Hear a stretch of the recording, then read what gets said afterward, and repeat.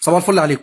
طيب بسم الله الرحمن الرحيم. كده ماتشنا النهارده ان شاء الله مع بنين، يا رب يا رب يا رب ان شاء الله الفوز للمنتخب، وربنا يكرمنا كده باذن الله باذن الله، ونطلع من الماتش بالسلامه، ونكسب ونعدي دور الثمانيه ودور الاربعه ونص النهائي ونكسب البطوله كمان ان شاء الله. بس ايا كان بقى مين اللي هيلعب النهارده او مين اللي هيعمل ايه، احنا كده كده عارفين اننا منتخب على الله حكايتنا. حلو كده، فمش عايزين نضحك على نفسنا. احنا ما لعبناش بربع جنيه كوره من اول البطوله. شايفين طبعا الكاميرون مستواها عامل ازاي، المغرب مستواها عامل ازاي، بوركينا فاسو مستواها عامل ازاي، اللي هي المفروض النهارده لسه هنشوف الدنيا فيها ايه النهارده.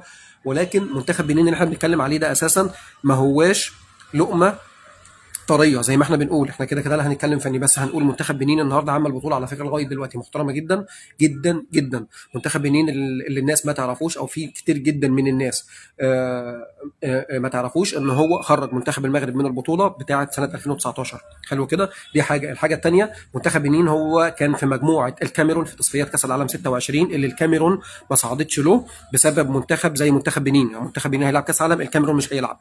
انتوا متخيلين؟ يعني اللي ما كانش عارف المعلومه اهو انت عرفته. فاحنا بنتكلم من دلوقتي انه منتخب بنين مش لقمه طريه ولا منتخب سهل علشان نبقى فاكرين ان احنا هنعدي منه كده وهنكسبه مستريح وجون واثنين وثلاثه ومثلثات ومربعات والكلام ده. احنا ما عندناش الكلام ده. احنا من زمان قوي قوي قوي قوي، من ساعه جيل كابتن حسن شحاته ربنا يصبحه بالخير يا رب، وجيل بقى ابو تريكه ومتعب وبركات وحضري والجمعه والجماعه دول. انسوا بقى الجيل ده خالص. انتوا بقى الجيل ده كنا بننيم افريقيا حرفيا من المغرب بمحترف واحد بس اللي هو محمد زيدان. محمد زيدان اللي عم الناس تريكا قال لك انك تلعب تحت مهاجم زي محمد زيدان كبلاي ميكر مثلا، او اي نص ملعب تبقى بتلعب تحت منه وانت مستريح، لان عارف الراجل بيفكر ازاي. يمين بيلعب، شمال بيلعب، بيشوط بالاثنين، بيرقص بالاثنين. انت كمدافع ما تبقاش عارف هو هيعمل ايه بالظبط، هو هيشوط ولا هيباصي ولا هيقف ولا هيجري، طب هيستنى، طب هيروح يمين، طب هيروح شمال، انت ما تعرفش. فاحنا من ساعه الكلام ده كله احنا مالناش دعوه بالكوره اساسا. حلو كده، عشان نبقى عارفين بس وعلى الله حكايتنا. احنا ما بنعرفش نعمل 5 باصات على بعض في نص ملعب المنافس. حلو كده، فانت ما تستناش بقى مثلثات ومربعات وبتاع. وحتى لو كسبنا هنكسب بدعاء الوالدين وبدعاء الشعب المصري. حلو كده، زي ما حصل قبل كده في ال 15 سنه اللي فاتوا. وصلنا للنهائي مرتين، وصلنا للنهائي مرتين، مره مع السنغال مره مع الكاميرون، وخسرنا الاثنين والحمد لله. بس قشطه مفيش مشكله، عادي نطلع النهائي برضو ونخسر. هتطلع ازاي؟ هتطلع يعني من غير كوره. ما انت ما تستناش برضو انك انت تكسب بنين دلوقتي وبعدين تستنى بقى المفروض اللي هيكسب من كوت ديفوار ومالي تقريبا. انت برضو مش هتلعب كوره. مالي اللي كسبت تونس المفروض وهي بتلعب ناقصه واحد من الدقيقه 25. هتقول لي ازاي؟ هقول لك انا ما اعرفش، لكن اللي انا اعرفه ان احنا مش هنلعب اسف مش هنكسب ونصعد الادوار اللي جايه ولحد النهائي بلعب كوره وكوره نظيفه كمان. مفيش الكلام ده، مش هيحصل. عشان بس ما ايه يعني، انا اسف والله بالكلمه، ما تقولوش عليا ان انا مثلا محبط او ان انا مثلا كئيب او الكلام ده. لا، هو انا اسف في الكلمه، يعني اللي فاهم او اللي شايف وبيسمع دلوقتي وبيقول عليا ان انا ممكن ابقى كئيب او محبط، انت ما تتفرجش على المنتخب. اهلي وزمالك ما عادش في كوره في مصر مع حضرتك. انت لو انت معتقد حاجه زي دي، احنا من 2010 ما عادش في كوره في مصر اساسا، عشان نبقى بس متفقين. حلو كده، ما عادش كوره مصر، لا منتخب ولا انديه ولا بتاع. حتى دلوقتي اللي باقي شويه من الاهلي ما عادش. انا راجل اهلاوي دلوقتي وبقول لك على فكره خلاص الاهلي شكرا مع السلامه، لانه كده كده طالما الكوره المصريه نفسها خلاص في انحدار وبتندثر، ويعتبر كده خلاص لا في اتحادات بقى ولا في بقى اكاديميات ولا في ناشئين ولا في شباب بيطلعوا زي الاول، والعيال بقى الكورتاجيه اللي هم بتوع الشارع دول اللي جايين من بره بيلعبوا كوره مثلا.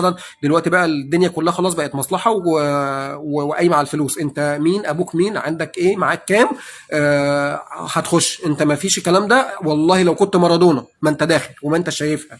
فالدنيا كلها خلاص عارفه الكلام ده. حلو قوي كده. فاحنا ما علينا الا ان احنا ندعي للمنتخب انه ربنا يكرمنا الحمد لله ونكسب. كوره بقى مش كوره، نكسب وخلاص. فاي حاجه تفرح يعني. دي حاجه. الحاجه الثانيه، استاذ علي محمد علي طبعا احنا يعني انا اسف في الكلمه والله انا مش عارف اقول لك ايه بصراحه، بس يعني هو ما يعني اي منتخب عموما في البطوله دلوقتي بيلعب لازم منتخب وطني، يعني لازم معلق من بلده هو اللي يعلق.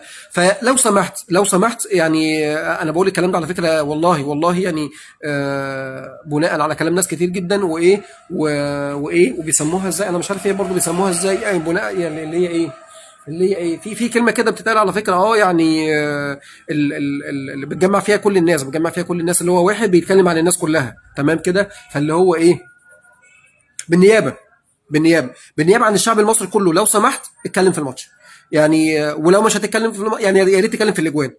اتكلم في الاجوان بس. انت قول لي تشكيله ومالكش دعوه بقى ايه ده ابوه عمل ايه، ده امه عمل ايه، ده مولود فين، ده متربي فين، ده متنيل ب 60 نيله فين. ده مش شغلنا. حلو كده سعادتك؟ لو سمحت خليك في الماتش، ويا ريت يا ريت لو هتعمل كده بلاش تتكلم. يعني احنا داخل الاستاذ ايمن الكاشف مكانك. ماله استاذ ايمن الكاشف القطايف والحلويات واللطايف ويا سلام ويا سلام ويا سلام، ودي ما ترجعش يا جدعان. دي بالنسبه لنا احسن بكتير جدا على فكره من اللي سيادتك بتقوله. تمام؟ فلو سمحت لو سمحت حاجه من الاثنين، يا اما تتكلم في الماتش يا اما تقدم استقالتك لاداره قنوات بي ان وتقول لهم شكرا مع السلامه، اهل بلدي مش عايزيني. ايوه انا اهل بلدك مش عايزينك. يعني انت متخيل لما توصل ان اهل بلدك نفسهم مش عايزين يسمعوا صوتك اساسا بسبب الطريقه اللي بتحلل بيها او بسبب الاسلوب اللي بتعلق بيه؟ انت متخيل؟ دي عيبه والله وحشه في حقك وربنا، وراجع نفسك والله والله راجع. احنا بنقول لك كده عشان مصلحتك مش اكتر من كده. تمام؟ احنا بس مش حابين ان الموضوع يبقى بايخ عن كده يعني شويتين. خلاص وشكرا، يلا سلام عليكم.